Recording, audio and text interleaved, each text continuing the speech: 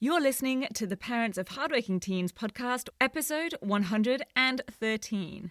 What was subtly holding one student back from certainty and success in her maths assignment, and how we figured out what she'll do differently next time, not just in her maths, but in every assignment to overcome uncertainty, and how you can apply this with your teen on any of their tasks and assessments.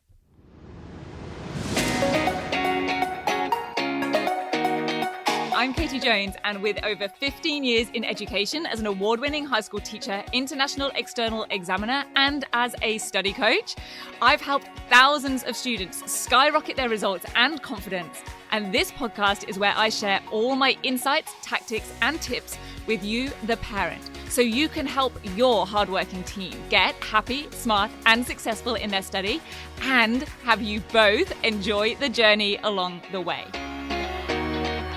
This is the Parents of Hardworking Teens podcast.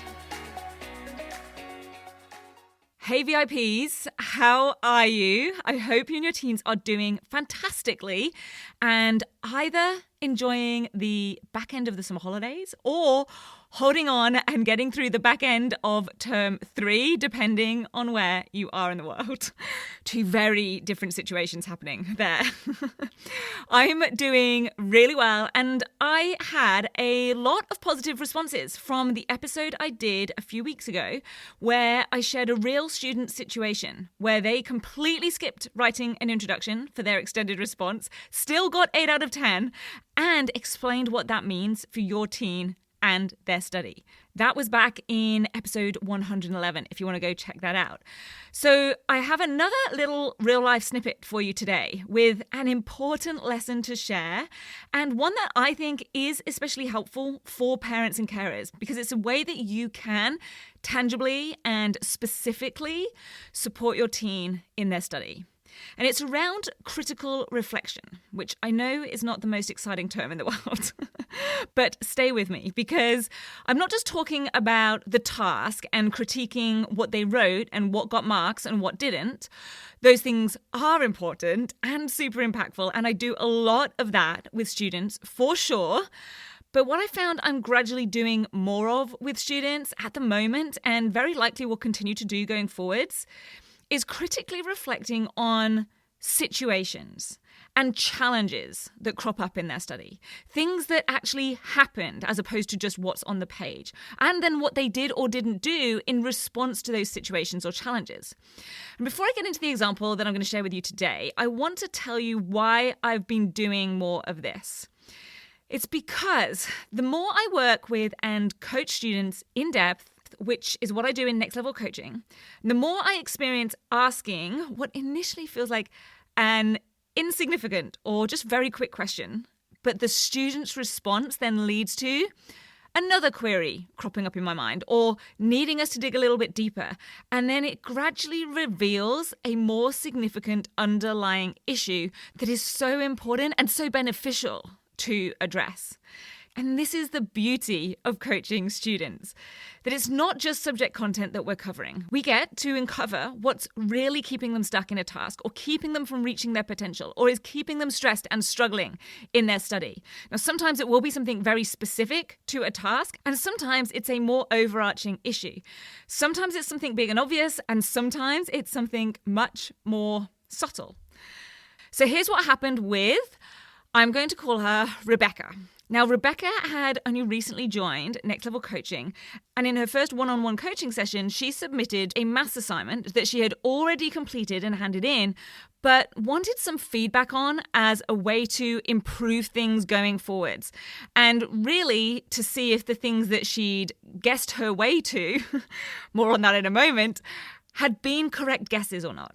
And I think we both initially thought that the focus of our session would be on those things directly related to the assignment, like her rationale or showing the steps in her working or her analysis of the data that had been collected. And it did start off with us looking at those things, but before long, I realized that there was a bigger issue to deal with. Now, at the start of the session, one of the first questions I asked Rebecca was whether they'd been given a scaffold or a template or a specific structure to follow for the assignment. They hadn't. So Rebecca had done a pretty good job of guessing her way to a decent structure and the content and the sections. Now, quick tip. What Rebecca didn't know was that exam boards publish exemplar assessment materials and sample responses, which are great for using as templates or structure guidance. It's a classic case of you don't know what you don't know. No student is going to ask, hey, where are the exam board sample assessments if they don't even know that they exist? And that is not your teen's fault. They are not published for students. They're actually published for the teachers and schools. But I think they can be really helpful for students. So I went online and shared with Rebecca an example so that she could see the ideal structure and the sections and what needed to be included. But the structure and sections of the report was just the first area that it turned out had some guessing and uncertainty around it. Because then we got into the actual nitty-gritty of the maths concepts and calculations. And one part made me ask about how much working they were supposed to actually be showing, because there wasn't, in my opinion, enough of it. Now, Rebecca said that they didn't need to show working for some of the things that I honestly thought they would need to. So I just asked, well, how come you say that? Was it because the teacher told you that, or was it on the task sheet, or said somewhere else? Not asking it in any negative way, but just to try to understand a little bit more about it for myself. And honestly, I will always say to a student, if your teacher has explicitly said do or don't do something, and they're going to be marking whatever it is, then just do as they say and give them what it is that they want. But it turns out it just wasn't said that they did need certain working. It wasn't stated either way. So again, there was some uncertainty. And Rebecca had picked up the idea along the way from somewhere that they didn't need some of that working shown in their report. And she talked with some of her fellow students about this. And from what had been said in class, they just didn't think that they needed to show some of the working for certain parts or concepts. But, of course, those students were also working from the same information that Rebecca had, or lack of information. So maybe they didn't need to show some of that working. There are sometimes things that will surprise me or that are just done in different ways to what I'm used to. But it wasn't a definitive enough answer for me to feel certain that that was the case. And then there was a section of the task where they had to show the data that they'd collected in a variety of formats. And there was also a bit of uncertainty when I asked a couple of questions about what had to be shown in what ways. And this is where I then changed tack and adjusted the focus of our coaching session, because it's difficult for me or anyone to give detailed and specific feedback on something when we can't be sure exactly what the requirements are or were in the first place. It is hard to say how to achieve those requirements or judge how well they've been met if we can't really be sure exactly what the requirements were in the first place. So the bigger issue was that there was so much uncertainty about different elements of this task, and they came to light as I asked just a few small questions. The answers to those questions showed me that there had been a lot of guessing in terms of what to produce, what to include, and how to do it. And I can tell you, this issue of uncertainty is way more common than you or your teen might realize. It's very easy to just gloss over any aspects we're not totally clear on, or just to guess at them, or kind of dismiss them. Sometimes there are blind spots, areas that are being subconsciously avoided, or just not really looked at, or you just didn't even really know it was a thing. That is the beauty of having an outside expert ask constructive and specific and strategic questions. Sometimes it's only when that happens that these uncertainties really come to light. So in terms of taking things forwards and what to take away and learn, we focused on that particular issue and predicament, the issue of identifying and then solving for areas of uncertainty, rather than focusing on how to complete a maths assignment well. Because honestly, any assignment critique will come much more easily if we can figure out how to get more clarity around it. And the bonus is that strategies around solving for uncertainties can be then applied to any task in any subject at any level. So as we got into this more, it turned out the issue was that Rebecca and many of her classmates honestly didn't have much connection or trust in their teacher. Because, of course, the go-to is, well, go ask the teacher, check with them. But Rebecca shared with me that previously when she had asked that teacher about something on a previous task, they'd actually given her incorrect information.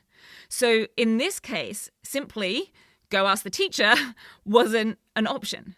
Well, it was an option, but it didn't feel to Rebecca like she could trust the answer that she would get anyway. So that uncertainty would still be there. So we spent some time strategizing about what to do next time there's anything that she's uncertain about. And I didn't tell her what to go and do. I just guided her with a couple of questions and she came up with the ideas by herself, which I think is so important for building independence and confidence and not then just being reliant on someone else to come up with a solution or an action plan. And the ideas of how to handle something like this next time included asking a different maths teacher, which she said she could do in the after-school homework club that they ran, using the exam board exemplars and seeing if the content in there would give the answer, asking her mum, who is very good with maths, asking classmates, and asking friends in other classes or the year group above who've had other teachers and therefore gotten clearer perhaps or different directions or information. Now, some of those options are better than others. So then I had Rebecca think about and pick out which is perhaps the best one of those options and why. And I purposely did not go straight to this step of just coming up with one best option. Because first of all, it's good to have some backup options, a plan B. And how do we know which one is the best option if we don't have a selection to choose from in the first place? And often the best option is sometimes a combination of more than one of the ideas. And this might not provide a perfect or a complete solution, but it is a plan and a step in the right direction and hopefully will be better than simply just taking a guess. I know it's so tempting to just move on from a task when it's done, especially if it was a bit difficult or brought up some challenges. But being able to identify issues, big or small, remember each one of those little uncertainties were small things by themselves, can be so valuable for figuring this stuff out for next time. Whether it's figuring out something subject-specific, like a tricky concept or skill, or something task-specific, like how to write a detailed yet succinct analysis, or how to write a high-scoring evaluation, or something even more generic, but often, therefore, the most universal, most applicable to a wide range of tasks or situations, like how to identify when uncertainty is creeping in, and then how to solve for it.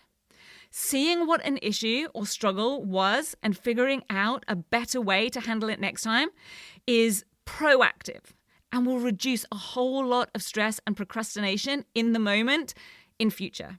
But it does take discipline or just working with an experienced coach to do it. I just don't want students to skirt over it or ignore it because hoping it just doesn't happen again is not a strategy. It's just hope, which is out of our hands and certainly does not instill confidence. Now, if you'd like your teen to receive this kind of support, then they can in the 10-week Grade Transformation Program. As a bonus inclusion, they get to come to 3 of our live group coaching calls at any time during their 12 weeks access, where they can get coaching from me and our English focus coach, Gemma, and take away heaps of tips and tactics that they'd maybe never even knew of or thought to ask by being a fly on the wall of the coaching given to other students as well. Now, you can check out the 10WGT and the bonus inclusions at www.rocksolidstudy.com/program. Or if your teen has completed the 10WGT and you would like them to get high-level, detailed, regular personal coaching in next level coaching, then you can get all of the information about that and sign up to the waitlist to be notified of when enrollment next opens or a space is available at www.gradetransformation.com/next level. I will put both of those links directly into the show notes so you can go check those out. Thank you so much for joining me today. I will meet you back here next week. And until then, have a brilliant week. Take care. Bye. If you're ready to have your teen achieve their best possible results with less stress, then I want to invite you to enroll them in the 10-week Grade Transformation Program, where they're going to learn the key concepts, skills, and strategies to catapult their performance in assessments and exams. It's risk-free. They either achieve bigger and better results with a whole lot more confidence in 10 weeks, or we refund you in full. Just head over to www.rocksolidstudy.com/program and I'll see you there.